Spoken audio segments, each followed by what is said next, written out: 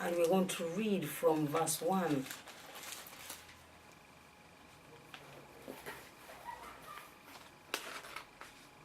And the Lord spake unto Moses and Aaron in the land of Egypt, saying, This month shall be unto you the beginning of months. That's right. It shall be the first month of the year to you. That's right.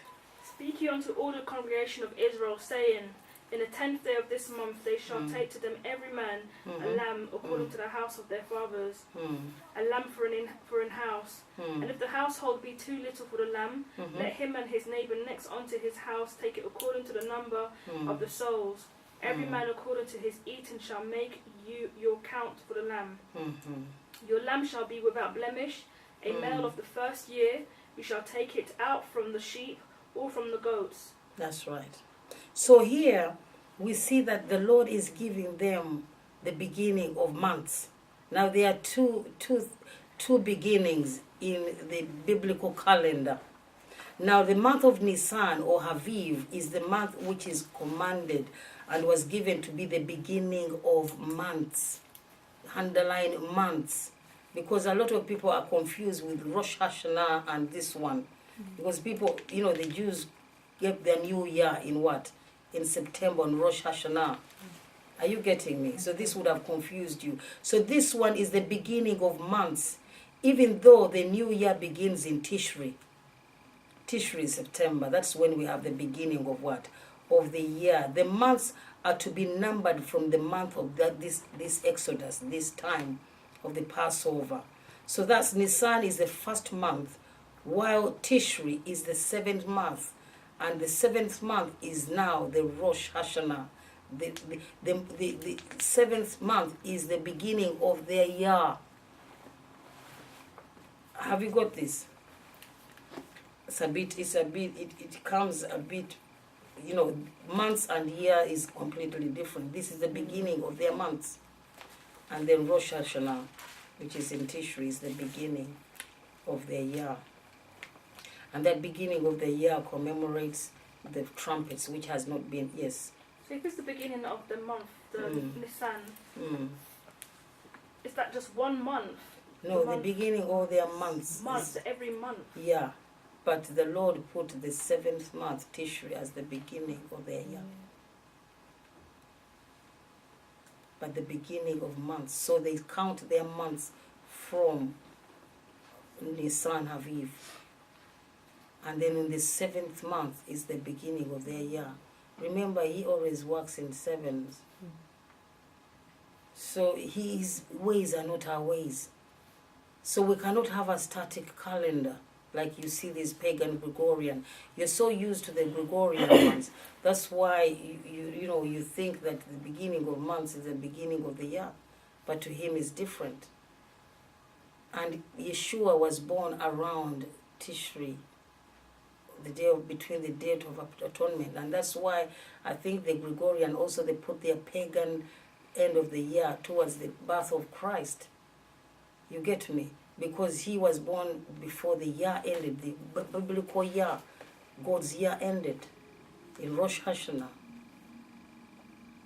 When they record, it is around Tishri where he was born, around Tishri 15, Tishri 8, between 8 and 15. We don't know the day properly, but you can work it out going backwards. But it's around Tishri that the Lord was born. So that's the beginning of his years. That's when the trumpet sounded on Mount Sinai by his own way. And he said, always remember this day. The first day of that month is Rosh Hashanah, where they got the commandments from. I know it's a bit, here and there, but that is it. That's the way the Lord did it. And that's the way he set it for eternity. He said, this is how you do it. But this was putting emphasis on the redemption plan, because this was a very important month for the Almighty. This is when he said that my son is going to die.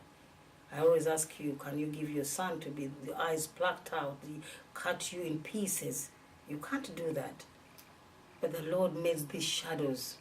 He put these shadows knowing that he has to give his son just in case Adam fell, and Adam did fall. So That was the only alternative. It was painful and he didn't want to do it. That's why this beginning of months is very important to him. It's even more important than Rosh Hashanah. Of course, his son is coming back around the same time of Rosh Hashanah. So all these dates are very specific and they are very important to the Lord. That's why he calls them, these are my feasts. These are my holy feasts. It's not Jewish feasts. My holy convocations. Convocations, appointments, are moed, appointments. Proclaim them. That is what we are doing now. We have to repeat them and repeat them, because if you don't do this, people will not understand them because they have not been told for ages. So when it says proclaim, that word proclaim in Hebrew is speak them out, teach them all the time, rehearse them. In order to perfect, you have to go through something several times, not once. That's why you have to hear this. I will keep on giving it to you until you get it. I don't want to go and not repeat. I have to repeat myself, because a lot of people, you understand slowly. We are all human beings. Our way of understanding is not the same. So we have to go back a little bit before we go into the book of Ruth. So I wanted to bring this out. And there's something also that really fascinated me about the last plague, the firstborn. When you read what happened, you remember all the firstborns had to die. But you know what the Lord did? The Lord did not kill the Pharaoh. But the Pharaoh was the firstborn. You know why? Because he had to leave him there. To do what? The Tanakh, the commentator in the Tanakh says here that leaving the Pharaoh, he said, when he was exegeting text of Exodus 12 and verse 29, that's when we see all the males dying. He said the Egyptians' firstborns died because they had persecuted the Jews. Those of the captives died because they enjoyed Jewish suffering. You remember when he told them to kill them when they were giving birth? Mm-hmm. Because they were, becoming so many and they were overpowering in number. And he said that blood that they killed at that time, they were paying for it. That was one thing. Mm-hmm. And so he says here that they would not be able to claim their idols had protected them. Remember I told you their god Amnon was the god of gods. Mm-hmm. And he was always at high power on the 15th of Nisan. And that is when they ate They ate their god. The Israelites ate the Egyptian god, roasted their god, and ate him. Don't you think they felt so annoyed? Because they were not even livestock keepers. It was only, and they despised the Jews because they kept animals, because the animals to them were sacred. Are you getting me? Now they get their lamb, which is a symbol of their God, their powerful God, who protects them, who was at his peak of protection. And they roast him.